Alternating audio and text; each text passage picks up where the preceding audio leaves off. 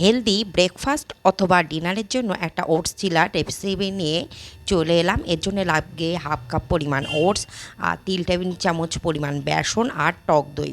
এবার একে একে দিয়ে দেবো বিভিন্ন ধরনের সবজি, ক্যাপসিকাম কুচি, গাজর কুচি, বিনস কুচি, কাঁচা লঙ্কা কুচি, পেঁয়াজ কলি কুচি, টমেটো কুচি আর আদা কুচি। আপনারা আরও বিভিন্ন রকমের সবজিও এতে অ্যাড করতে পারেন। এবার অল্প অল্প পরিমাণ পানি দিয়ে একটা ঘন গোলা তৈরি করে নিলাম। এবার এর মধ্যে দিয়ে দেবো হলুদ গুঁড়ো, গোলমরিচ গুঁড়ো, নুন আর ধনেপাতা কুচি। আবারও একটু নাড়ি চাড়িয়ে নিলাম। তারপরে একটা চাটুইতে তেল ব্রাশ করে নেব।